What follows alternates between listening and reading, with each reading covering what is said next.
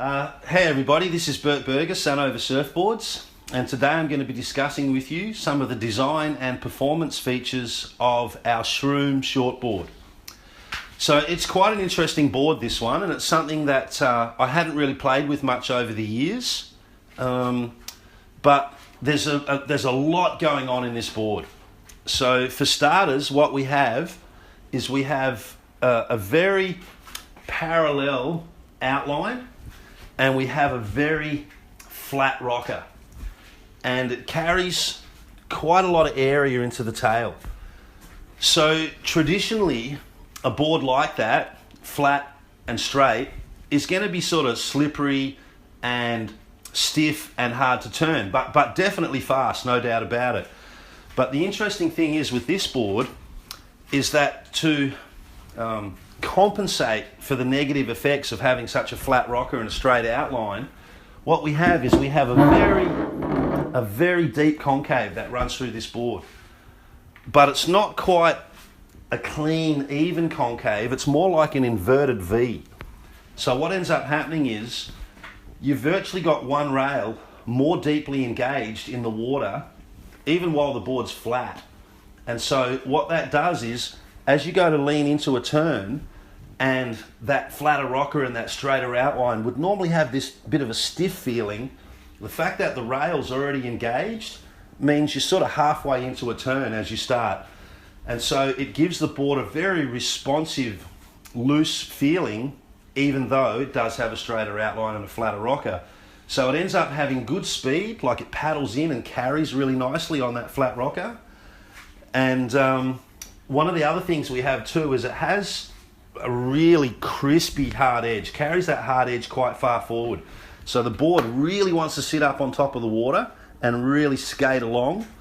But as I said, that inverted V tends to make it feel positive and not too drifty. One of the other things with the board is we have a very specific set of fins that are made for this board. So we've set it up as a quad, but you'll notice that the tail fins are really close together. So there's a number of things happening here just with the fins alone. So if you have a look here, we have a standard template fin, and then we have the SHROOM template fin. And so you'll notice that it has a lot of tip area and a lot of rake, and the fin is swept right back. So what that does is when you have a vertical fin and you go to put it into a turn, it's very pivoty on the spot. Now if you combine that with a slippery board, you're virtually going to have a board that pivots into a turn and goes into a drift. Whereas when you have a lot of rake in the fin, that resists the turn and keeps the board driving forward. And so with a board that would traditionally be a little bit slippery, the combination of four fins that all have a lot of rake keep the board driving forward and keep it feeling positive and engaged and wanting to just keep going in the forward direction. And then with having the two tail fins really close together, it acts like the wing on a biplane. And the interesting thing with biplanes is as they're flying along, they can handle massive angles of attack because the air is getting forced in between the gap, and that bottom wing is always functioning, creating lift, even though the top one may start to fail.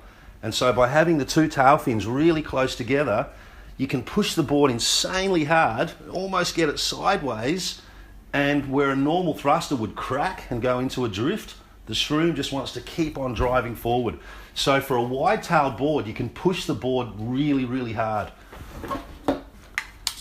Then what we've got on the deck is also a couple of interesting features. We have a really deep concave on the deck as well, concave deck. Then we come up into a shoulder and then a really savage step rail, and the rail itself is really super low and fine. So what happens there is as you're racing along and you want to put it into a turn, this thin rail almost, it just buries instantly. Nice and instant response, gets in and engages. But then this thick part of the shoulder here stops you from overbearing it. So it's quite common that if you've got a thin rail and you go too hard, you can just bury the whole board. Whereas this board, I honestly feel like it's got autopilot or training wheels, you know. And I quite often think that this is like the ultimate hangover board, because you can really be a little bit rough on your feet, but it seems to smooth your surfing out and make it feel good, in the sense that you can't overbury that rail. Like, you've got this thin part that knifes in, but as soon as it hits this thick part, it kind of resists it and stops you from overbearing it. And you find that your turns are just smooth and clean, even though you might be surfing a little bit erratic. So, and lastly, the concave deck itself. When you would normally lean your board so that your body's on a 45, your board's going to be engaged to a certain point. Let's just call that 45 degrees as well. Whereas what happens is, with the concave deck, you lean your body to the same position, and the board ends up, combined with the concave bottom, your body's in a 45, but the board's even more deeply engaged. And so it feels like with this board, you're getting something for nothing. It's like you lean into a turn and the rail is more deeply engaged than where it would otherwise be if you had a flat bottom and a flat deck. So the board really responds even though your body's in the same position. And all those features help to sort of compensate for the fact that it is a little straighter and a little flatter, where you'd think it should be stiffer, but the concave deck, the concave bottom, give it the responsiveness. Those raked fins give it more drive and direction. So it's a really interesting combination, this board. Like, the elements really blend well. So if I had to give a summary about the SHROOM, it's a good paddler, it's fast, it's a good, fun, small wave board, a lot of drive, a lot of forward momentum, and when you do break it out, it tends to come back into control quite easily. So yeah, good fun, different kind of a board. And I think, you know, just about any surfer is going to enjoy this board, from, you know, entry level right up to advanced.